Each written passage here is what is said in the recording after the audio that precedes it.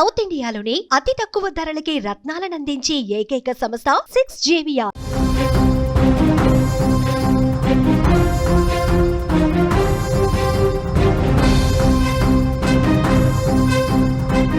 ఓడిపోయిన నీ ప్రేమని గెలిపించుకోవటానికి మళ్ళీ పుడతావురా భైరవ అంటూ మగధీర సినిమాలో షేర్ ఖాన్ పాత్రలో శ్రీహరి చెప్పిన డైలాగ్ ఎంతో మందికి గూస్ బంప్స్ తెప్పించింది.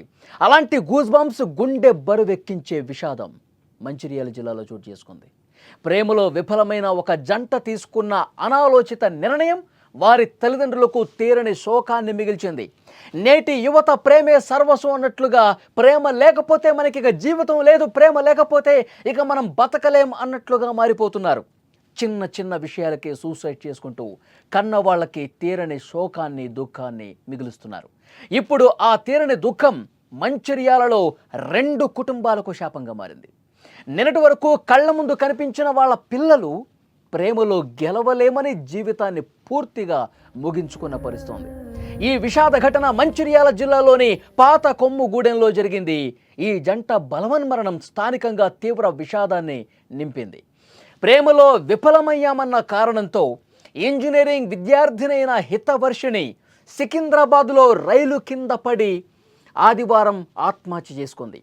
ఈ వార్త తెలిసిన ఆమె ప్రియుడు వినయ్ తీవ్ర మనోవేదనకు గురయ్యాడు.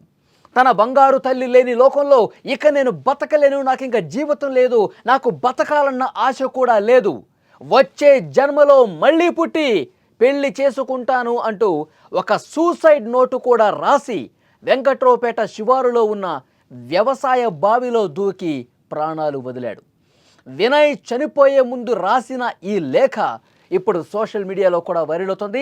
తన ప్రేమ కోసం ఇక ప్రేమ నాకు లేదు అని తెలిసిన మరుక్షణం నాకు ఇక జీవితం వద్దు, నేను చనిపోవాలనుకుంటున్నా అంటూ ఆ సూసైడ్ నోట్లో కూడా రాసి మళ్ళీ నేను పుడతాను, మళ్ళీ నీ కోసమే పుడతాను, మళ్ళీ పుట్టి నిన్ను పెళ్లి చేసుకుంటాను అంటూ ఆ సూసైడ్ నోట్లో ప్రస్తావించాడు. ఆ సూసైడ్ నోటు చదువుతున్నటువంటి వాళ్ళ కుటుంబ సభ్యులు కన్నీటి పర్యంతమయ్యారు, ఏడుస్తూ ఉన్నారు.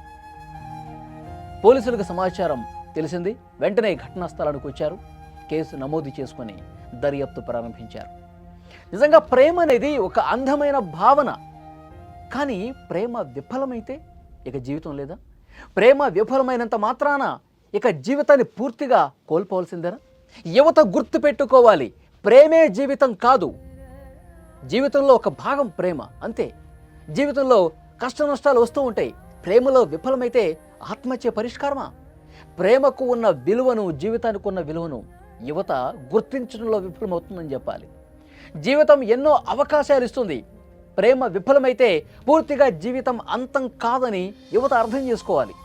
ఆత్మహత్యలు అనేవి సమస్యలకు పరిష్కారం కాదు, మరింతగా వాళ్ళ కుటుంబాలను తీవ్ర విషాదంలోకి నెట్టేసే పరిస్థితి. ఇక్కడ చూడండి, ఎంత బాగున్నారు ఆ జంట. ఇద్దరు ప్రేమించుకున్నారు, పెళ్లి చేసుకోవాలనుకున్నారు, ఇంట్లో ఒప్పుకోలేదు. పాపం ఆ పిచ్చి తల్లి ఆత్మహత్య చేసుకుంది. సికింద్రాబాద్లో రైలు కింద పడి ఆత్మహత్య చేసుకుంది. ఈ విషయం తెలిసిన వెంటనే వినయ్ బాబు కూడా తట్టుకోలేకపోయాడు. 2 రోజులు నరకం అనుభవించినటువంటి పరిస్థితి. అతను సూసైడ్ నోట్ చూస్తే ఈ విషయం అర్థమవుతుంది. ఇంకా నాకు జీవితమే లేదు, నువ్వు లేకపోతే ఈ జీవితం నాకెందుకు, ఇంకా నేను బతకలేను, ప్లీజ్ అంటూ ఆ లేఖలో చాలా స్పష్టంగా చెప్పాడు.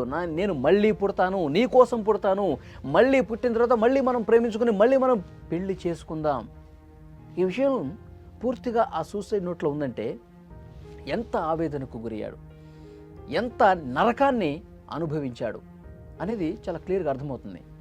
పెద్దలు కూడా ఆలోచన చేయాల్సినటువంటి అవసరం ఉంది. సో ఇప్పుడు వాళ్ళు చదువుకుంటున్నారు, బీటెక్ 3rd ఇయర్ చదువుతుంది ఆ అమ్మాయి. ముందుగా చదువు పూర్తి చేయాలి, తర్వాత ఇద్దరు మంచి ఉద్యోగం సంపాదించుకుంటామన్న ఒక ధీమా ఇంట్లో వాళ్ళకి కలగజేయాలి.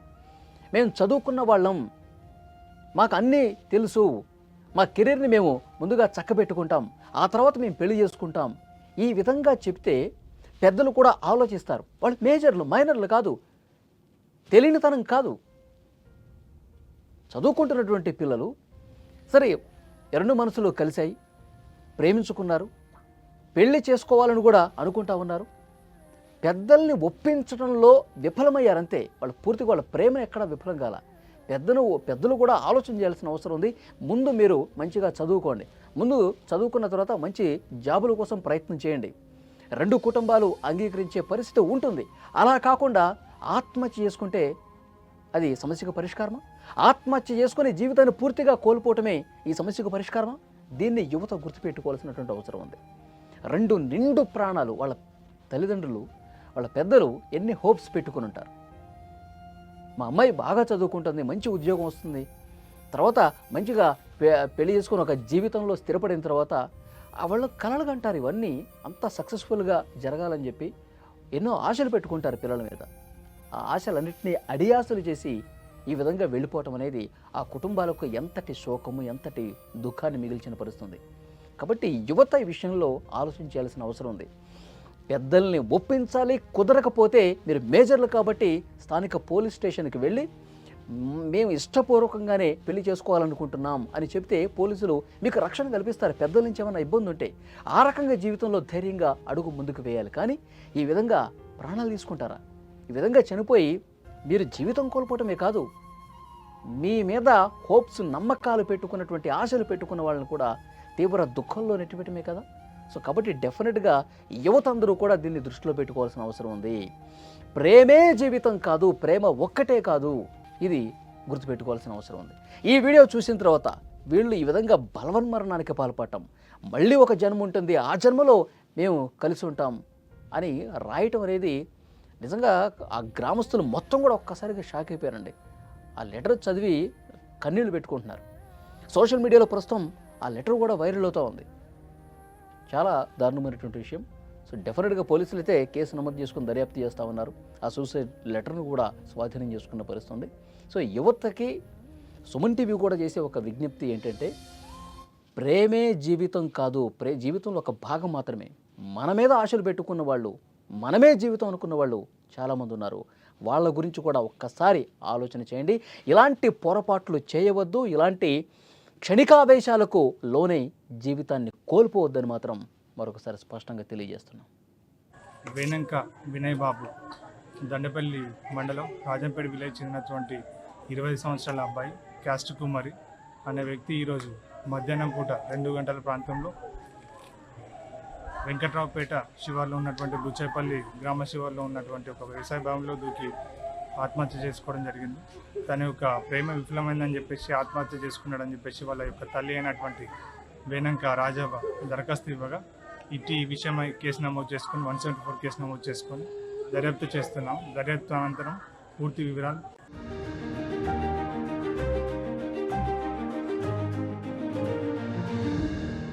క్యాంటీన్లో ప్లేట్లు కడిగిన సంజిత్ కొండ ఇప్పుడు కోట్ల రూపాయల వ్యాపారం చేస్తున్నాడు. గేదెల షెడ్డు వేసిన ఎంఎస్సీ స్టూడెంట్ అక్షయ్ ఇవాళ బెంజ్ కార్లో తిరుగుతున్నాడు. 3 అడుగులు ఎత్తు కూడా లేని ఆర్తి డోగ్రి ఐఏఎస్ కొట్టి రాజస్థాన్నే వణికిస్తోంది. మహిళా పోలీసుకు భర్త సెల్యూట్ చేస్తే అవమానం అనుకొని ఐపీఎస్ చదివి మహారాష్ట్రలో అంబిక సూపర్ పోలీసుగా మారింది. వీళ్ళంతా మన చుట్టే ఉన్నారు, కానీ వీళ్ళ కథలే మనకు తెలియవు. కృషితో ఋషులుగా మారిన వీరి స్ఫూర్తినిచ్చే కథలు ఇప్పుడు మీరు సుమన్ టీవీ విజేతలు చూడండి. సక్సెస్ స్టోరీస్ కి care of address Suman TV విజేత.